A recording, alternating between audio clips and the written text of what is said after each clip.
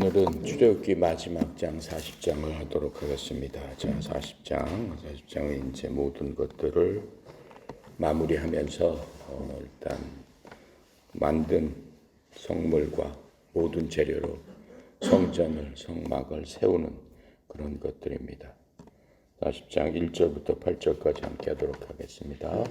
주께서 모세에게 말씀하여 이르시되 너는 첫째 달 초하루에 성막 곧 회막을 세우고 또 증거궤를 들여놓고 또 휘장으로 그 궤를 가리고 또 상을 들여놓고 그 위에 물품을 진설하고 등잔대를 들여놓고 불을 켜고 또 금 향단을 증거궤 앞에 두고 성막 문에 휘장을 달고 또 번제단의 회막에 성막문 앞에 놓고 그 물두멍을 회막과 제단 사이에 놓고 그 속에 물을 담고 또 뜰 주위에 포장을 치고 뜰문에 휘장을 달고. 자, 이렇게 하면서 모든 일이 완성돼서 이제 성막이 세워지는 그것들과 성막 안에 들어갈 것들 하나하나 어디에다 놔라라고 말씀하시죠. 17, 19절도 또 같이 읽겠습니다. 40장 17, 19절. 둘째 첫째 달 곧 그 달 초하루에 성막을 세우니라. 모세가 성막을 세우되 그 받침들을 놓고 그 받침들을 세우고 그 띠를 띄우고 기둥들을 세우고 또 성막 위에 막을 펴고 그 위에 덮개를 덮으니 주께서 모세에게 명령하신 대로 되니라. 그렇게 만든 과정이 딱 나와 있죠. 자, 33절 한 절만 볼게요. 33절. 그는 또 성막과 제단 주위 뜰에 포장을 치고 뜰 문에 휘장을 다니라. 모세가 이같이 역사를 마치니 하면서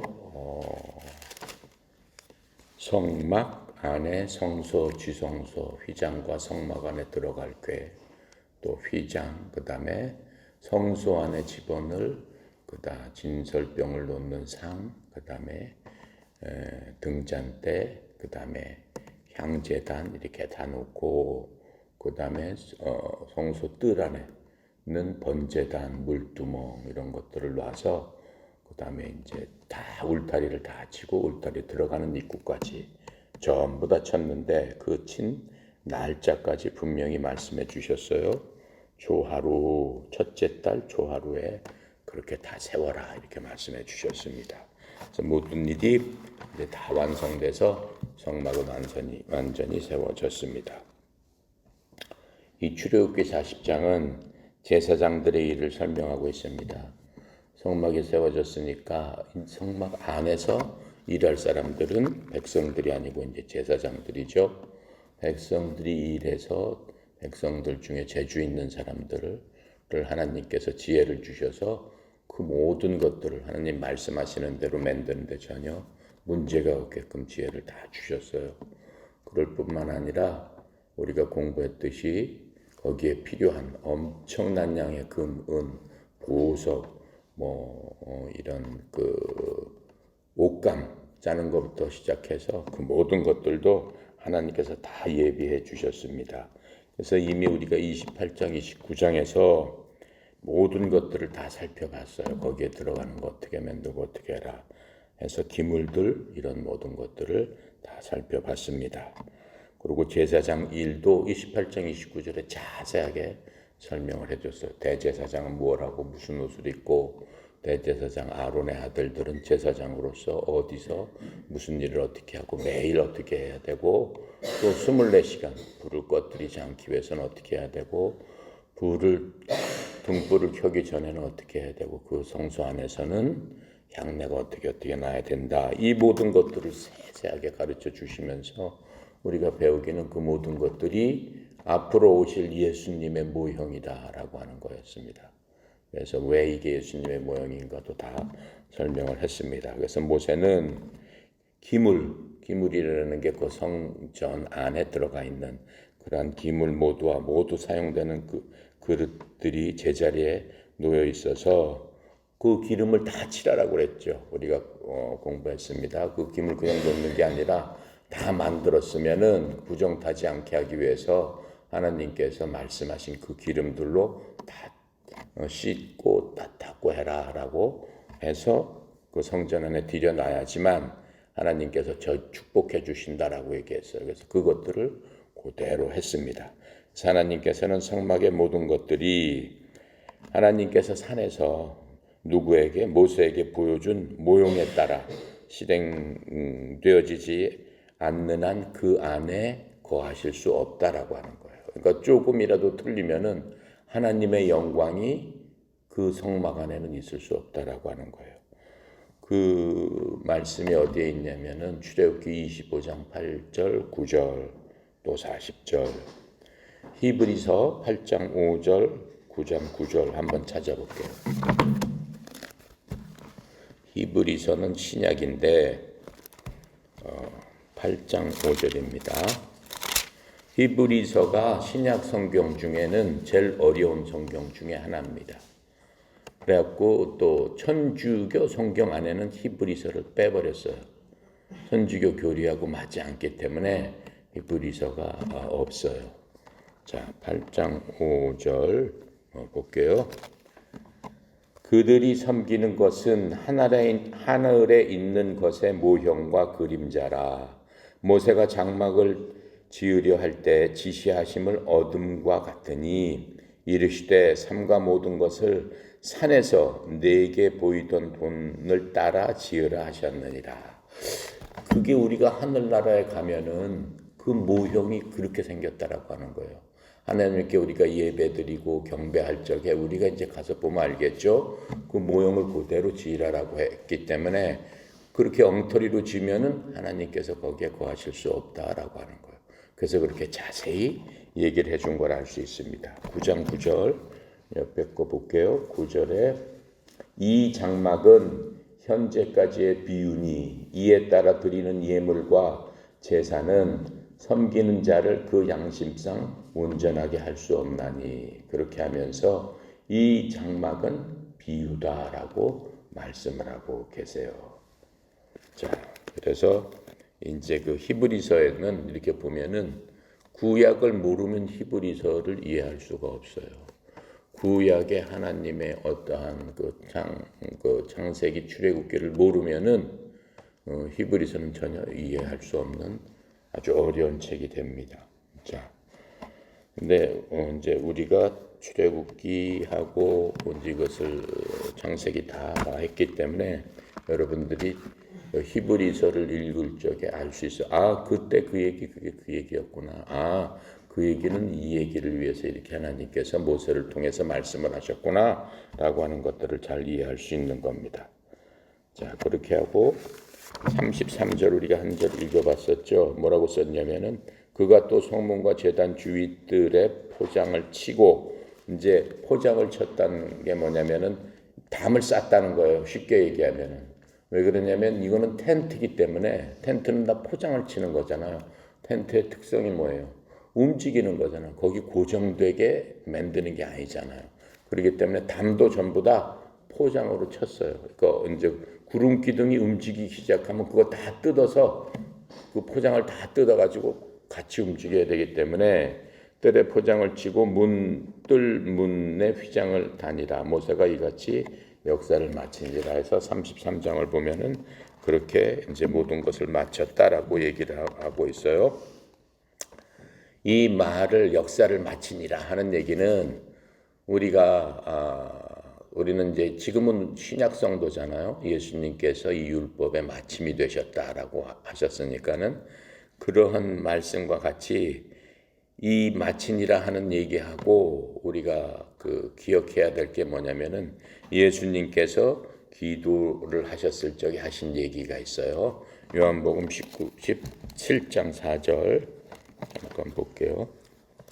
신약 성경 요한복음 17장 4절에 예수님께서 뭐라고 말씀하시냐면은 아버지께서 내게 주라고 하신 일을 내가 이루어 다 마쳤다고 하시는 거예요. 예수님께서 돌아가시 전에 얘기해요. 그러시면서 아버지를 이 세상에서 영원하게 하였사오니 그렇죠.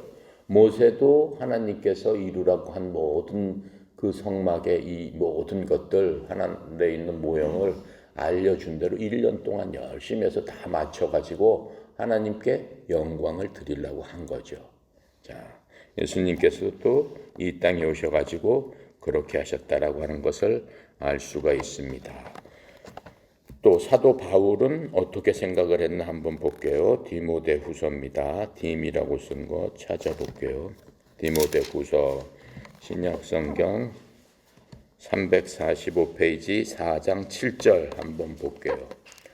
바울은 디모데후서 4장 7절에서 무슨 얘기를 하냐면은 나는 선한 싸움을 싸우고 나의 달려갈 길을 마치고 이렇게 얘기를 하고 있어요. 바울도 하나님의 사람으로서 신약을 14권이나 썼죠.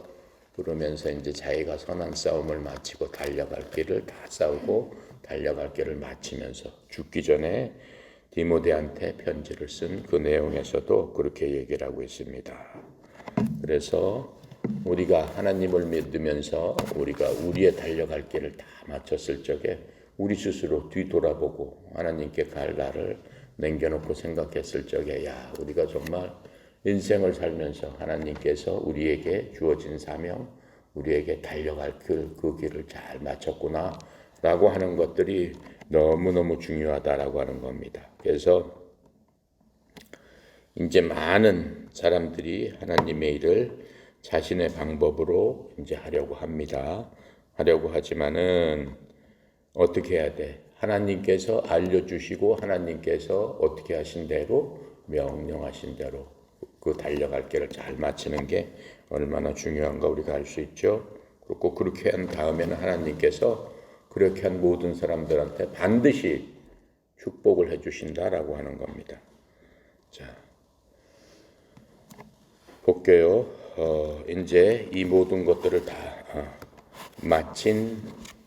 마치고 이제 하나님 앞에 이제 봉헌한다고 그러죠.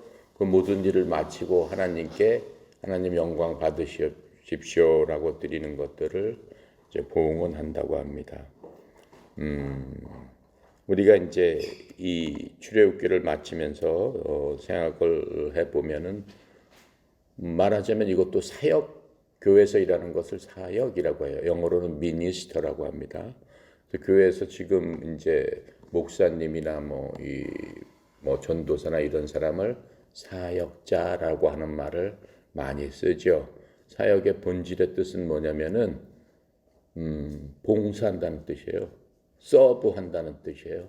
누구를 위해서? 하나님의 백성들을 위해서 자기 맡은 일을 자기 부분에 있어서 봉사하는 것을 사역자라고 하는 거예요. 그러니까 사역자는 비단 목사만 전도사나 부목사를 사역자라고 하는 건 아니겠죠.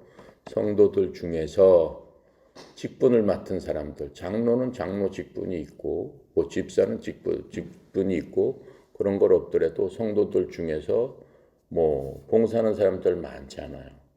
식당에서도 하고 주차장에서도 하고 뭐 청소로도 할 수 있고 높고 낮음이 없다라고 하는 거예요. 사역자는 우리가 이 출애굽기에서 본 것처럼 모든 사람들이 자원해서 자기 스스로 회중 안에서 스스로 물질도 자원해서 내놓고 자원해서 하나님께서 지혜를 주셨다고 그랬어요. 그 지혜를 주신 대로 그 부분에 나가서 서로를 위해서 봉사하는 게 사역이다라고 얘기를 하고 있는 겁니다. 그래서 먼저 하나님께서 우리에게 원하시는 바를 찾는 게 중요한 겁니다. 그러니까 우리가 무슨 일을 하기 위해서 내 생각, 내 뜻대로 그렇게 탁 하는 게 아니고 하나님께서 과연 무엇을 원하시냐라고 찾는 게 중요하다라고 하는 거예요. 우리가 배운 게 뭐예요? 히브리서에서 조금 아까 읽었던 대로 하나님께서 하늘의 모형인 그 성전의 모형을 모세에게 주어서 하나도 틀림없이 하는 게 만들어졌을 적에 하나님의 영광이 거기에 거한다고 그랬습니다. 그래서 우리가 하나님을 영화롭게 하는 방법은 어떻게? 하나님 방법대로 해야 된다라고 하는 겁니다. 그냥 내가 좋다라고 내가 생각대로 해서 되는 게 아니다라고 하는 겁니다. 그래서 만약에 우리가 하나님의 뜻에 순종하고 하나님의 이름을 높이기 위한 어떠한 방법을 찾는다면은 하나님께서 하나님의 강력한 임재를 통해서 우리를 축복해 주시겠다라고 약속하고 계시는 겁니다. 그래서 성목과 관련된 모든 물건과 사람이 하나님께 헌신되었고 하나님의 뜻대로 했다는 얘기예요. 그리고 하나님의 영광이 가득해서 그곳에 머물게 되는 겁니다. 그러면서 이 머물게 되는 것을 성경에서는 쉐카이나 글로리라고 해서 하나님의 영광이 머무는 그곳을 출애굽기 24장 16절에서도 한번 말씀을 하고 계시고 25장 8절에서도 하나님의 영광이 지성소하고 회막에 머물렀다라고 말씀을 해주고 계십니다. 그래서 이제 이 히브리 사람들 주위시 사람이라고 하기도 하고 이스라엘 백성이라고도 하고 히브리 사람이라고도 해요. 그래서 지금도 이스라엘 그 글자를 히브리 말이라고 하죠. 히브리 말은 글자가 순서가 틀리잖아요. 써나가는 방향이 우리가 쓰는 방향하고는 반대요. 이렇게 써나가잖아요. 그리고 히브리 말에는 자음은 없고 모음만 있어요. 그래도 그거를 하여튼간에 희한하게 다 읽어요. 그 사람들은. 그래서 이 히브리 사람들의 역사, 히브리 역사를 읽게 되면은 성막 안에서 한번 머물렀던 하나님의 영광이 하나님께 죄를 범한 후로부터는 그 영광을 볼 수가 없어요. 떠나가 버렸다라고 하는 게 성경에 나오고 있어요. 지금 이제 하나님의 영광이 계시기 시작하는 것을 우리는 봤어요. 근데 그 영광이 떠나가 버리는 그러한 경우는 어디에 나와 있냐면은 사무엘상 4장 22절에 보면 나와 있어요. 찾진 않겠습니다. 그냥 들어보세요. 사무엘상 4장 21절 22절에 백성들이 다시 우상 숭배하고 범죄하고 하니까 하나님이 참다 못해 떠나십니다. 그 당시도 사무엘 선지자가 있을 때인데 그 당시는 선지자들이 하나님의 말씀을 받아서 하나님께서 직접 지금처럼 백성들하고 이렇게 교통을 하시면서 이스라엘 나라를 세우고 이스라엘 나라를 이렇게 세워 나가고 계시는 그런 상황이에요. 그때도 이제 떠나는 것들을 볼 수 있습니다. 자, 그렇게 하고 이 성전이 고정적으로 세워진 거는 솔로몬 때입니다. 다윗이 세우기 위해서 하나님께서 말씀하신 이 모든 것들을 그대로 다 만들었어요. 뭐 어떻게 하고 다 만들었는데 성전 안에 들어갈 걸 다 만드는 거죠. 근데 이제 다윗이나 솔로몬 같은 경우는 나라가 확정되고 국경이 이제 다 확정됐기 때문에 예루살렘에다가 성전을 세우려고 기초를 놓고 이제 땅 위에 세우는 거죠. 뭐 거대한 그런 그 대리석으로 그 옛날에 다 만들 위해서 다 준비를 해놨죠. 지으려고 했는데 하나님께서 다윗한테는 짓지 못하게 하시죠. 너는 양손에 피를 너무 많이 흘렸기 때문에 너는 짓지 못한다라고 하고 이제 다윗한테 얘기를 했기 때문에 다윗이 그 모든 재료를 준비해서 자신의 아들 솔로몬한테 남겨주게 되고 솔로몬이 그것을 갖고 하나님의 성전을 짓는 것을 우리가 볼 수 있습니다. 자, 그렇게 해서 솔로몬이 이제 성전을 건축물로서 성전을 봉헌했을 때 하나님의 영광이 다시 한번 그들의 백성과 함께 하시게 됩니다. 이제 앞으로의 일이죠. 어디에 나오냐면은 열왕기상 8장 10절부터 11절에 그 말씀이 나와요. 이제 그렇게 하다가 또 하나님의 영광이 그 건축물에서도 성전이라고 하죠. 이제는 성막이 아니고 성전에서도 떠나게 되는 겁니다. 마찬가지로 솔로몬이 하나님을 떠나서 이방신을 경배하게 되고 우상 숭배를 하게 되고 많은 죄를 지면서 하나님의 영광이 다시 한번 그 백성들과로부터 떠나고 많은 그런 것들을 이제 우리가 보게 됩니다. 그렇게 떠나가는 거는 에스겔서에 보면은 쭉 나와 있어요. 에스겔서 8장, 9장, 10장, 11장 쭉 보면은 하나님의 영광이 왜 떠났는가 하는 것들을 우리한테 교훈으로 다시 한번 말씀해 주시고 계십니다. 그 다음에 그렇게 쭉 떠났다가 솔로몬 때 떠났다가 하나님의 영광이 이 땅에 다시 한번 오십니다. 다시 한번 오시는 것은 언제일까요? 신약 성경 때입니다. 예수님께서 하나님의 영광, 하나님의 본처로서 이 인간의 형상을 갖고 이 땅에 오신 겁니다.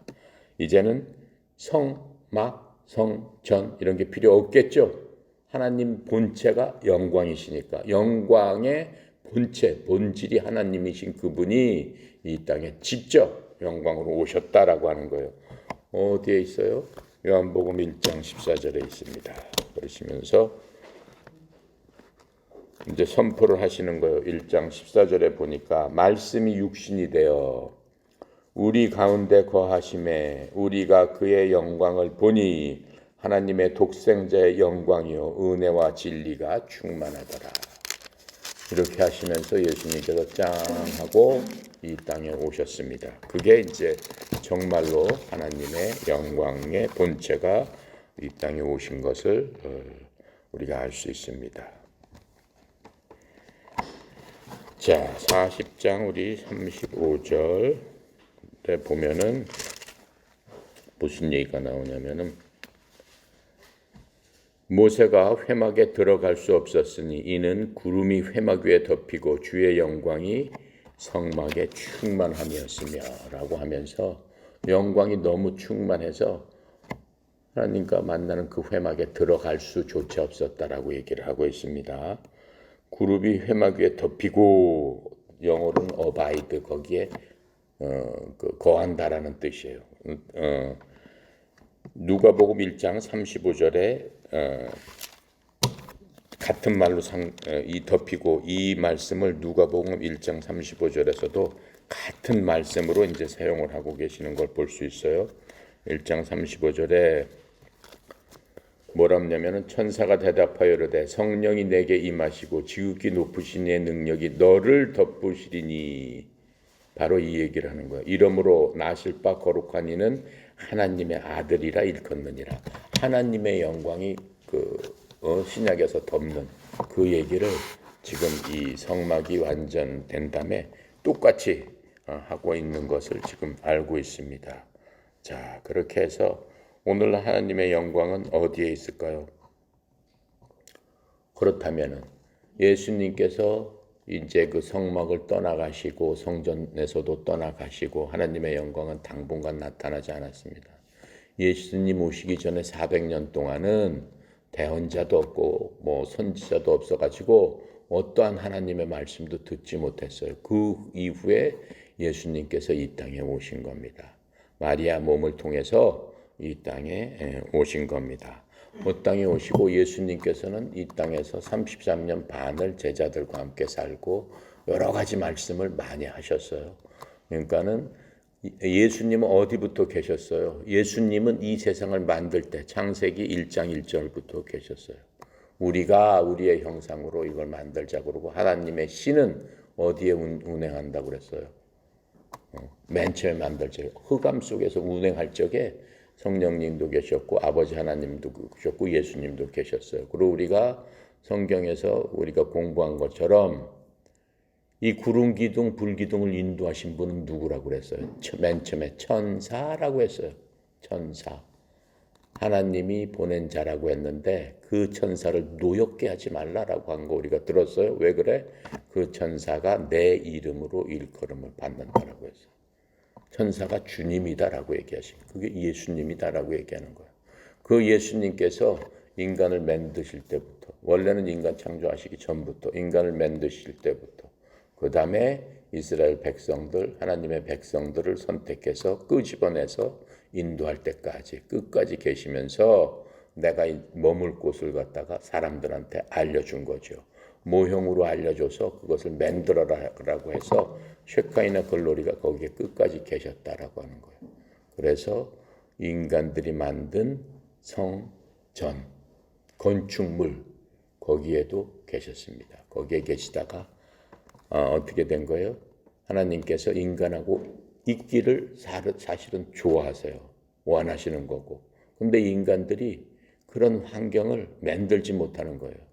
그러니까 하나님께서는 끝까지 참으면서 계시고 싶었지만은 인간의 죄악으로 인해서 하나님께서 같이 있을 수 없는 그러한 환경이 되시면서 떠나가신 것을 볼 수 있죠.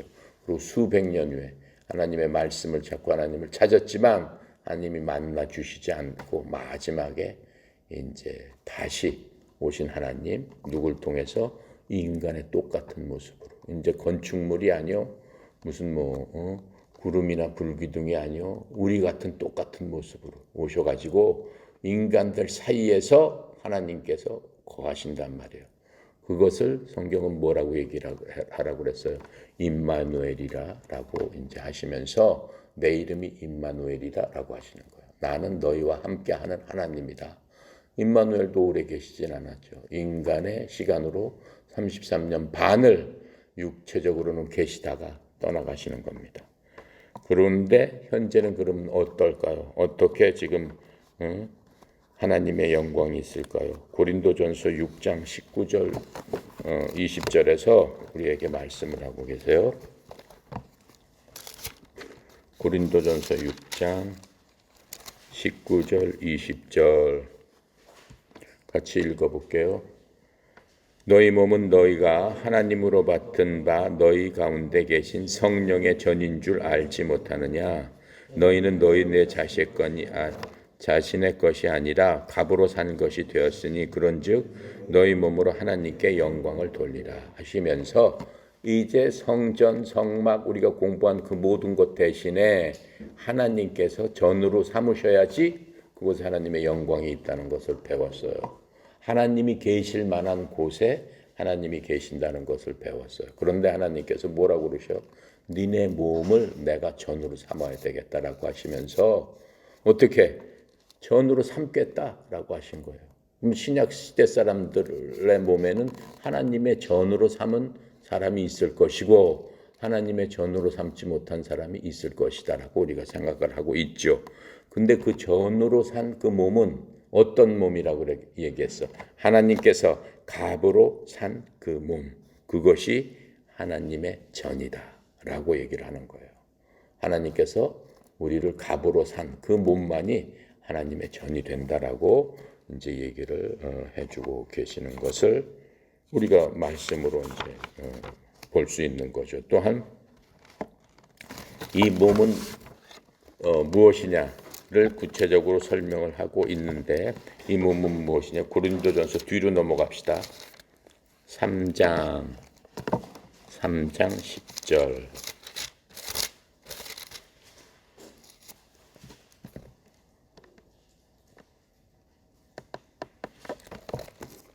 고린도전서 3장 10절부터 23절까지 같이 읽어볼게요.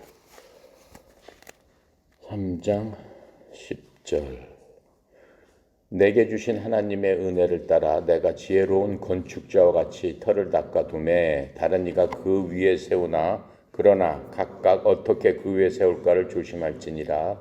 이 닦아둔 것 외에 능히 다른 터를 닦아둘 자가 없으니 이 터는 곧 예수 그리스도라. 누구든지 금이나 은이나 보석이나 나무나 풀이나 지푸로 이 터 위에 세우면 각 사람의 공적이 나타날 터인데 그날 이 공적을 밝히리니 이는 불로 나타내고 그 불이 각 사람의 공적이 어떠한 것을 시험할 것임이니라. 만일 누구든지 그 위에 세운 공적이 그대로 있으면 상을 받고 누구든지 그 공적이 불타면 해를 받으리니 그러나 자신은 구원을 받되 불 가운데서 받은 것 같으리라. 너희는 너희가 하나님의 성전인 것과 하나님의 성령이 너희 안에 계시는 것을 알지 못하느냐. 누구든지 하나님의 성전을 더럽히면 하나님이 그 사람을 멸하시리니 하나님의 성전은 거룩하니 너희도 그러하니라. 아무도 자신을 속이지 말라. 너희 중에 누구든지 이 세상에서 지혜 있는 줄로 생각하거든 어리석은 자가 되라. 그리하여야 지혜로운 자가 되리라.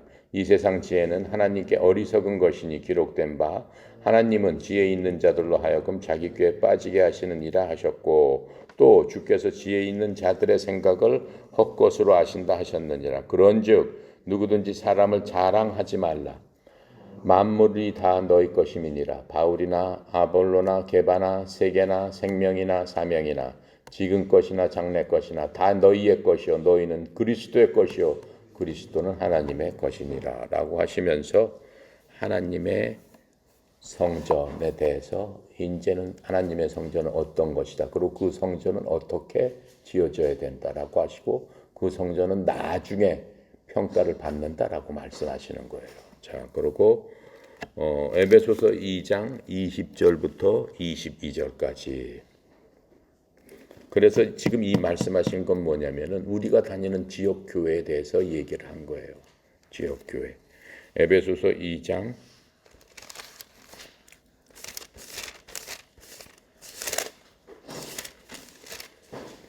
20절부터 22절까지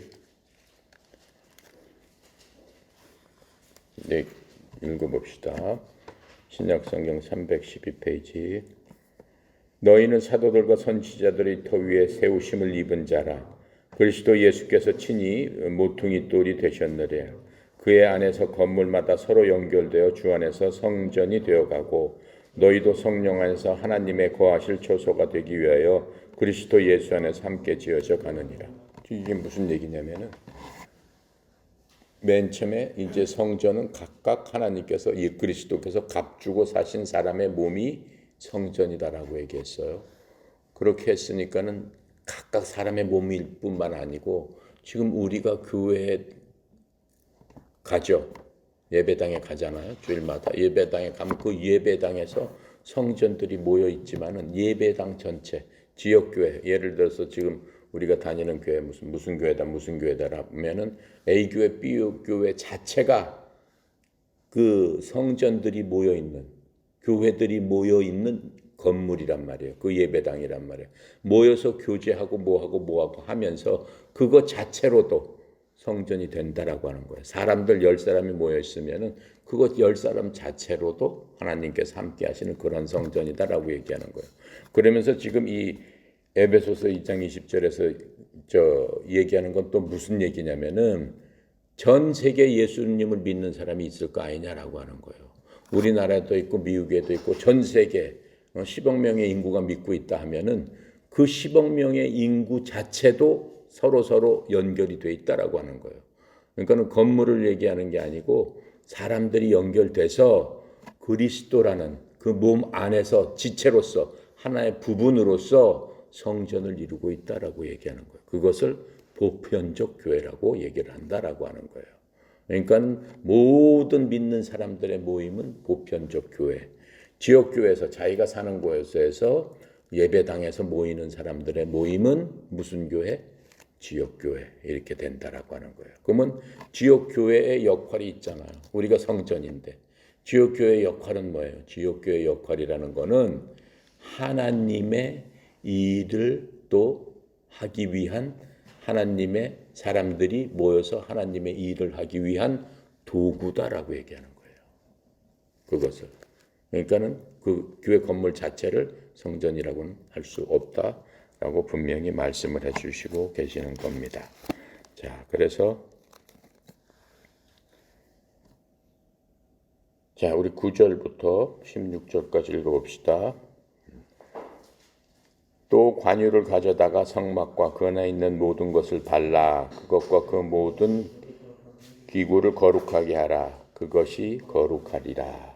너는 또 번제단과 그 모든 기구를 발라 그 안을 거룩하게 하라. 그 제단이 지극히 거룩하리라. 너는 또 물두멍과 그 받침을 발라 거룩하게 하고 너는 또 아론과 그 아들들을 회막문으로 데리고 가서 물로 씻기고 아론에게 거룩한 옷을 입히고 그에게 기름을 부어 거룩하게 하여 그가 내게 제사장 직분을 행하게 해라. 너는 그 아들들을 데려다가 그들에게 겉옷을 입히고 그 아버지에게 기름을 부은 같이 그들에게도 부어서 그들이 내게 제사장 직분을 행하게 하라.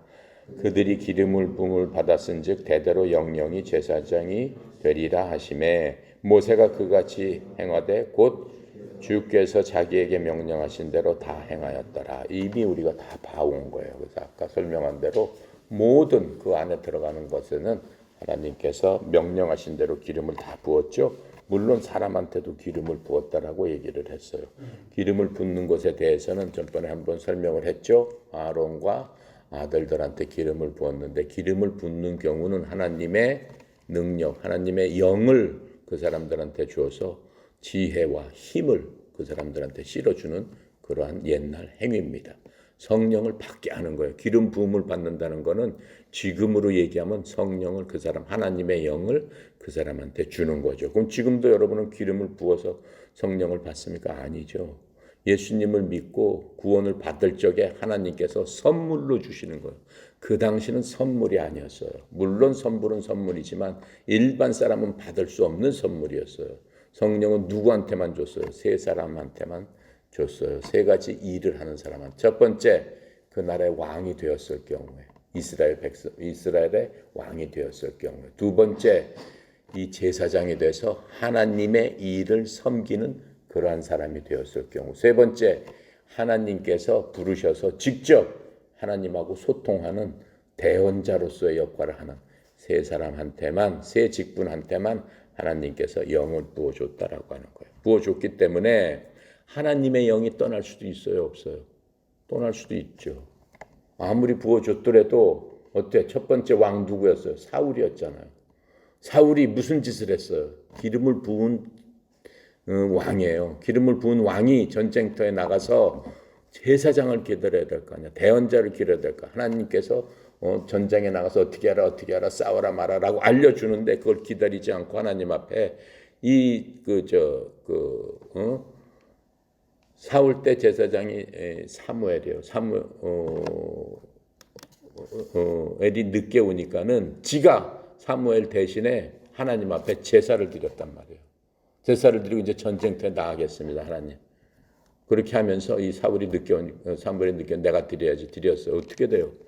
사울이 죽습니다. 사무엘 대제사장이 선지자가 와서 보니까는 그런 짓을 했거든. 어떻게 네가 그런 짓을 하느냐라고 하면서 왕을 막 꾸짖습니다. 그리고 하나님의 영께서 너를 떠날 것이다라고 해요. 그 말대로 떠납니다. 사울이 미칩니다. 하나님의 영이 떠나가면서. 그래서 막 미쳐가지고 미친 짓을 하고 엉뚱한 짓을 하고 왕으로서 결국은 적군한테 맞아서 죽게 되죠.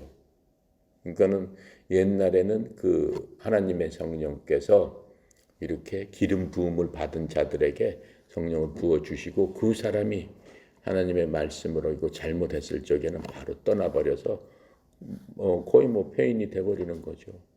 하나님의 힘을 잃게 되는 거죠. 그렇게 해서 죽게 되는 그런 경우들이 많이 있습니다. 다윗도 어떻게 했어요? 기름 부음을 받았죠. 똑같이 다윗이 어렸을 적에 선지자가 가가지고 너를 이스라엘 왕으로 하나님께서 삼으라고 하셨다라고 하면서 지도 모르는데 그냥 다윗한테 어떻게 되는 거예요? 기름을 부어 줍니다. 그리고 나중에 선지자 말대로 왕이 됐는데 나쁜 짓을 했잖아요. 예.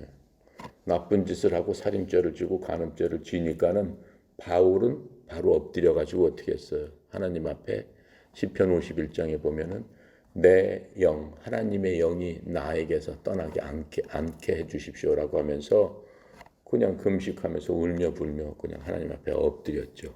그래서 다윗은 어떻게 됐어요? 하나님의 영이 떠나지는 않았죠. 이제 그런 것들을 우리가 볼 수 있습니다.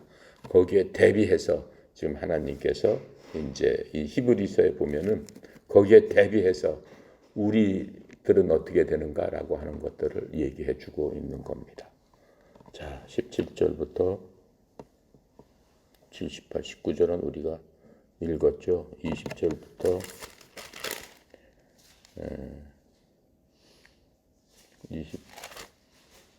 20절부터 마지막 절까지 읽읍시다. 20절부터 23절까지 읽읍시다.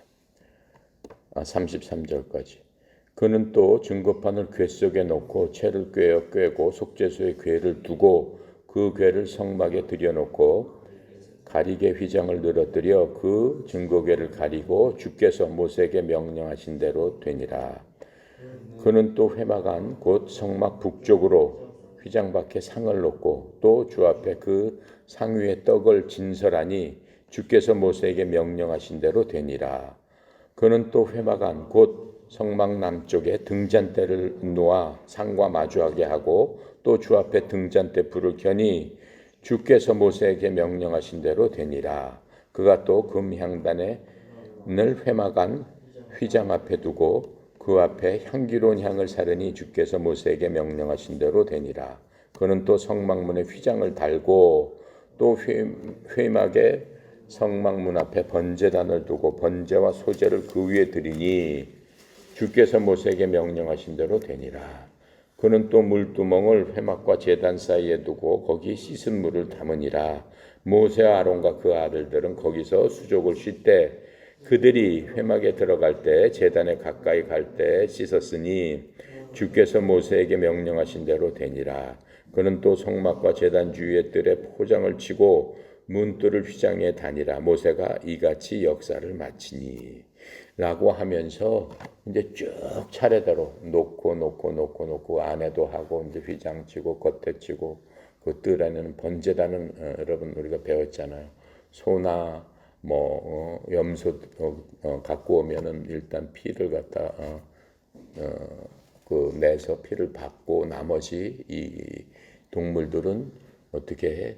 이 가죽을 벗겨서 번제단에 불을 펴서 거기다 완전 태워버려서 하나님께 번제 헌물로 드린다. 그 향례를 흠양하시게 하신다라고 해서 죄를 갖다가 없애는 상징으로 들어가자마자 번제단이 있다라고 얘기했어요. 그리고 뒤에는 물동면이라고 그래서 큰 노수로 된 큰 대야를 만들어 가지고 거기서 제사장들이 항상 손하고 발을 씻어야 된다라고 얘기했어요. 그리고 장막이 쳐져 있는데 이제 들어가는 거죠. 성소로 들어가고 하는 그 모든 것들을 이제 다 마쳤다라고 얘기합니다. 그래서 이미 우리가 자세히 살펴본 바죠. 자, 34장 4절부터 마지막 절까지 읽겠습니다. 구름이 회막에 덮이고 주의 영광이 성막에 충만하매 모세가 회막에 들어갈 수 없었으니 이는 구름이 회막을 위에 덮고 주의 영광이 성막에 충만함이었으며 구름이 성막 위에 떠오를 때에는 이스라엘 자손이 그 모든 행진하는 길에 앞으로 나아갔고 구름이 떠오르지 않을 때에는 떠오르는 날까지 나아가지 아니하였으며 낮에는 주의 구름이 성막 위에 있고 밤에는 불이 그 구름 가운데에 있음을 이스라엘 온 족속이 그 모든 행진하는 길에서 그들의 눈으로 보았더라라고 하시면서 하나님의 영광을 이스라엘 사람처럼 많이 본 사람이 어디 있겠어요? 수십 년 동안을 24시간을 그렇게 봤다라고 하는 것을 알고 있습니다. 얼마나 그 하나님께서 이스라엘 백성들을 사랑하셨느냐라고 하는 거예요. 그래서 이제 우리가 생각해 볼 거는 천국에서도 이제 우리는 영원히 하나님의 그 영광 아래 이제 우리가 갖게 되는 거죠. 그때는 천국에는 어떻다 해와 달이 필요 없다라고 했어요. 하나님의 영광의 광채가 또 어린 양의 빛이 밝기 때문에 더 이상 태양빛을 받아서 달빛이 생기는 것처럼 낮에는 태양, 밤엔 달빛 이런 것들이 다 없어지는 거예요. 세계 모든 별들이 다 사라져버리는 그 녹아서 없어지는 것처럼 없어지는 거예요. 그래도 더 밝다라고 하는 거예요. 왜 그래? 하나님의 영광이 너무 광채가 너무 밝기 때문에. 이스라엘 백성들이 시내산에서 잠깐 보여준 게 있었죠. 시내산 밑에 있을 적에 어땠어요? 엄청난 거기 때문에 하나님 앞에 그 빛 때문에 나아갈 수 없었고 모세가 하나님하고 같이 있었을 적에 그 나중에 빛이 모세한테 흡수돼 가지고 끝난 후에도 얼굴빛이 너무 비쳐 가지고 사람들이 모세조차도 바로 얼굴을 대면할 수 없어서 모세가 뭘 썼다고 그랬어요? 얼굴에 베일을 쓰고 사람들을 만났다라고 얘기한 것들을 우리가 볼 수 있습니다. 그 빛에 대해서는 계시록 성경 맨 마지막 장 우리가 앞으로 갈 그 땅 거기에 대해서 써 있는 요한계시록 21장 22절 23절에서 그렇게 말씀을 하고 계십니다. 그래서 오늘날 하나님은 건물에 계시지 않는다라고 했어요. 더 이상 나는 니네들 옛날처럼 건물에는 있지 않다. 그러니까는 교회에 없다라고 얘기하시는 거예요. 교회 건물이 하나님의 거룩한 성전이다 이렇게 얘기하는 건 돼요, 안 되는 거야? 안 되는 거예요. 교회는 예배당 건물이에요. 교회를 성전이라고 얘기하는 거는 구약식으로 얘기하는 거예요. 왜 그래? 구약에 하나님의 셰카이나 글로리가 있어요, 없어요? 없어요, 구약에는. 지금 성전에는 사랑의 교회 수천억 무슨 교회 수천억 엄청난 그 교회들 많이 짓지만 그 안에 뭐가 있어요? 부서지면 부서지는 거지. 그렇잖아요. 그렇잖아요. 하나님의 영광이 있다면 부시면 되는 거야, 안 되는 거야? 절대 있을 수 없는 일이지. 그렇잖아요. 부서지면 목숨 걸고 막아야 되는 거 아니야? 근데 교회 요새 막 부시잖아요. 뭐가 되면 부셔? 보상받고 부시잖아요.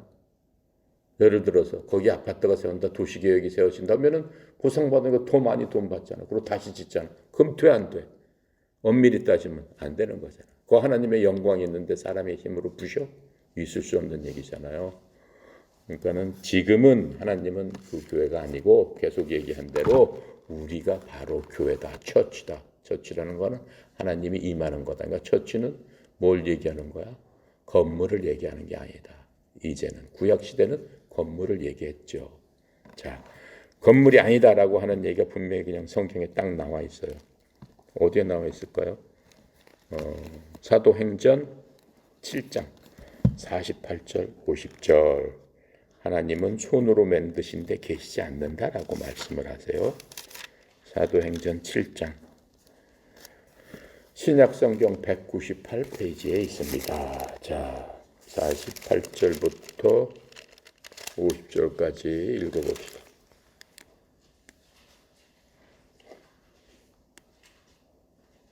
46절부터 읽을게요. 구약을 얘기하는 거예요. 다윗이 하나님 앞에서 은혜를 받아 야곱의 집을 위해서 하나님의 처소를 준비하게 하여 달라고 하더니 솔로몬이 그를 위하여 집을 지었느니라. 솔로몬 때 집을 지었다라고 하는 거예요. 다윗 때 하나님께 내가 하나님 집을 지었겠습니다라고 했는데 하나님 아까 노한다고 하셨죠. 넌 안 돼. 그러니까 솔로몬 때 자기 아들 때 하나님의 집을 지었느니라. 48절. 그러나 지극히 높으시느니 하나님이죠. 하나님은 손으로 지은 곳에 계시지 아니하시나니 선지자가 말한 바. 즉 건물에는 계시지 않는다라고 얘기하는 거예요.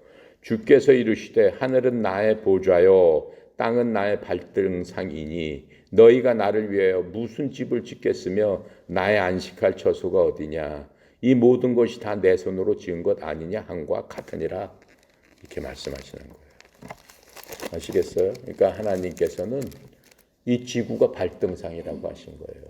저 이 온 우주가 하나님의 머리고 그건 얼마나 크신 분이신 줄 알 수 있잖아요. 형상으로 지금 얘기를 하시는 거예요.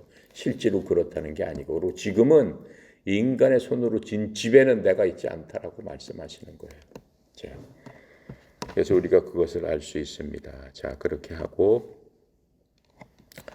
이제 하지만 이 교회 건물도 중요한 거잖아요. 교회 건물을 짓기 위해서 건축 헌금 한다고 하고 뭐 한다고 하고 교회에서는 가장 큰 일이 교회 건물 짓는 거 아니겠어요?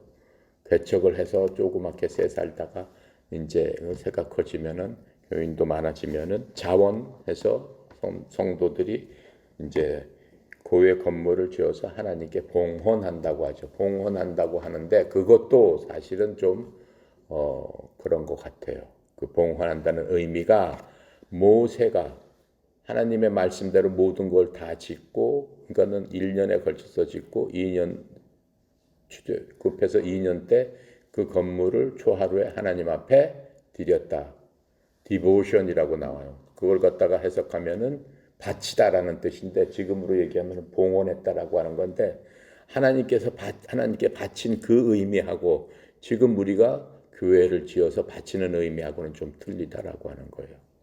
그러니까 모세가 거기에 바쳤을 적에는 하나님의 영광의 임재가 그 안에서 계심을 원하고 또 계셔야 되기 때문에 하나님의 방법대로 그렇게 바쳤다라고요. 만약에 지금도 그렇게 맞다면은 어느 교회든지 하나님께서 모세에게 알려준 대로 지어야 될 거 아니야.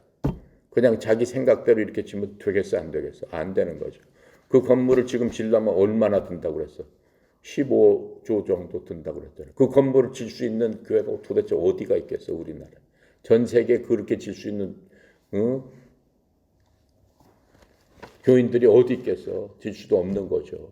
그러니까는 앞뒤가 안 맞는 거예요. 그렇게 따지면. 자, 그래서 그러면 교회 건물은 지금 뭐냐? 사실은 교회 건물은 하나님의 일꾼들, 하나님의 사역자들, 즉 뭐 목사나 성도들 성도들이 다 일꾼이죠. 목사나 집사나 장로나 뭐나 그건 계급이 아니에요. 교회에서는 그건 다 뭐예요? 직분을 나타내는 봉사를 하는 사람들의 자기의 일에 따른 그러한 편의상 부르는 얘기예요. 그러니까는 목사는 뭐예요? 목사는 말씀을 전하는 사람이에요. 목사의 일은. 장로는 뭐예요? 이러한 교회에서 뭐 행정을 맡아서 사람들이 모이니까는 그런 것들을 하는 게 장로예요. 집사는 뭐예요? 여러 가지 많잖아요. 회계를 보는 사람도 있고 뭐 행정 모하는 사람도 있고 거기에 따른 직분의 이름을 나타내는 거지. 그 사람이 높고 믿음이 많으면 그렇게 해야 되고 그런 건 아니다라고 하는 거예요. 정확하게 얘기를 하면은 자 그렇게 해서 이 하나님의 일꾼과 하나님의 사역을 위한 도구로서 사용되기 위한 것뿐이다라고 하는 거예요. 그러니까 그 도구기 때문에 그게 성스럽다라고 얘기할 수는 없다라고 하는 거예요. 성스러운 거는 교인들이 어떻게 하는 거예요? 거룩하다라고 하는 거예요. 하나님의 전이 있는 게 그 교인이기 때문에 교인들이 거룩한 거지 교회가 거룩하지 않다라고 하나님 말씀해주고 계시는 것을 알 수 있습니다. 그래서 하나님께서는 자신의 백성들 안에 거하시고 또 개인적으로 또는 집합적으로 하나님을 영화롭게 할 책임이 있다라고 얘기를 하고 있어요. 그래서 우리가 우리 스스로 하나님을 거룩하게 해야 될 의무가 있다라고 하는 거예요. 우리가 거룩하게 해야 될 거를 갖다 우리가 배웠잖아요. 지금 마지막 절에서 읽은 거예요. 기름을 칠해야 되고 모든 것들은 그다음에 아론과 누구는 다 물두멍에서 항상 씻어야 되고 그렇게 할 의무가 우리가 있다라고 지금 얘기를 하고 있어요. 고린도전서 6장 20절에서 그렇게 얘기를 하고 있어요. 중요한 거니까 찾아볼게요. 고린도전서 6장 20절에 보면은 값으로 산 것이 되었으니 그런즉 너희 몸으로 하나님께 영광을 돌려라. 하나님께 영광을 돌린다는 얘기가 뭐예요? 거룩하게 돼야 된다라고 얘기하는 거예요. 자, 그렇게 하고 고린도전서 14장 23절 25절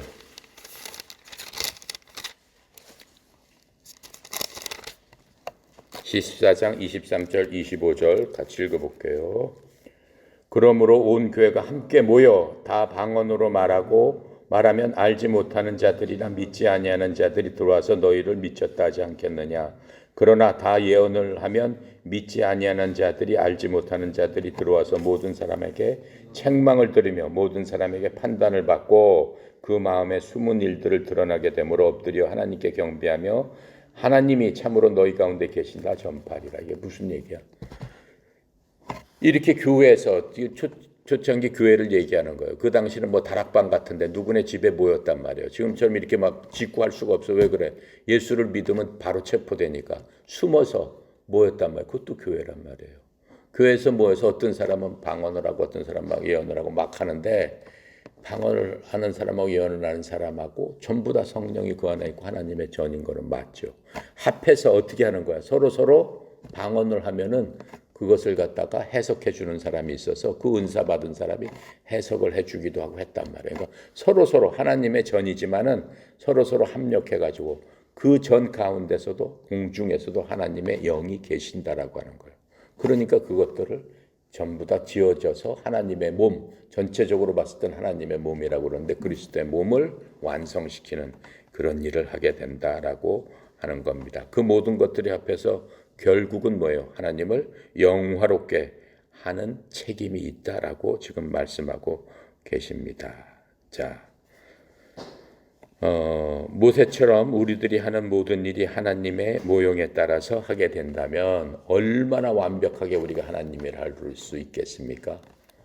그래서 우리도 어떻게 하나님의 말씀을 잘 깨달아 알 적에 하나님께서 우리를 하나님의 일꾼으로 사용하시게 되는 겁니다.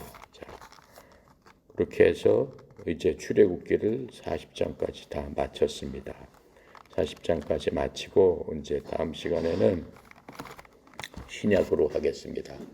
신약의 히브리서를 하겠습니다. 히브리서는 1장부터 16장까지인가 있을 겁니다. 히브리서가 그렇죠? 1장부터 13장까지 있어요. 장수로는 짧아. 짧지만 히브리서는 내가 아까 얘기한 중에 것처럼 신약 성경 중에서는 어려운 책 중에 하나예요. 근데 여러분한테는 어렵지 않아요. 왜냐면은 구약을 알기 때문에. 구약을 모르면 그거 다 설명을 해야 되고 그 의미를 알아야 되기 때문에 굉장히 어려운 책이에요. 히브리서는 언제 지어졌냐면은 예수님이 돌아가시고 나서 30년 후쯤 AD 66년에 바울이 쓴 책이에요. 바울이 뭐 자기 생각으로 쓴 게 아니지. 모세처럼 하나님의 영의 감동을 받아서 쓴 그러한 히브리서입니다. 자, 그래서 이제 히브리서를 우리가 배우면서 우리 구약과 출애굽 창세기 그때 비교하면서 진짜 모형과 실체가 무엇인가를 우리가 배우고 히브리서는 말 그대로 유대 민족을 히브리 사람이라고 하잖아요. 유대 민족 중에서도 예수님을 믿는 유대 민족한테 구원받은 사람한테 준 하나님의 말씀이에요. 재밌어요. 다음 시간은 히브리서를 공부하도록 하겠습니다. 기도하고 마치겠습니다. 감사하시오 거룩하신 하나님 아버지, 참으로 은혜 감사합니다. 저희들 이제 하나님의 은혜로 출애굽기 다 공부하고 또 이 출애굽기 말씀대로 우리가 하나님께서 주신 교훈을 우리 마음 깊숙이 새기면서 인생 살아가면서 어리석은 일, 하나님께서 교훈으로 주신 경고의 말씀으로 주신 그러한 일들을 저희가 행하지 않고 오직 하나님께 축복을 받을 수 있는 하나님 기뻐하시는 그러한 일들을 이 땅에서 할 수 있는 저희들 되도록 아버지 하나님이여 이 세상의 유혹들을 이기고도 남는 힘과 능력과 지혜와 용기와 그 모든 것들 필요한 것들을 주님 허락하여 주시옵소서. 특별히 고개 숙인 하나님의 백성들 주의 아들 딸들을 기억하여 주셔서 아버지 하나님이여 저희가 협회로 모여서 또 하나님을 찬양하며 매일 하나님의 말씀대로 살기를 원하오니 하나님의 사랑하는 선수들 또 교육생들 지도자들 또 지부장들 하나님 축복하여 주셔서 이 한 주간도 하나님을 주로서 하나님을 하나님으로서 하나님을 구원자로서 하나님을 전능자로서 섬기며 승리하게 하여 주시옵소서. 특별히 송영희 사장님 협회를 이끌어 나갈 적에 주님께서 영육간의 강건함과 형통함으로 복 내려 주시옵시고 협회가 하나님 기뻐하는 방향으로 하나님의 은혜 영광을 찬양하는 협회답게 이끌어 나갈 수 있도록 주여 도와주시옵소서. 이번 한 주도 주께 의탁드립니다. 감사드리며 예수님의 이름으로 기도드렸나이다. 아멘.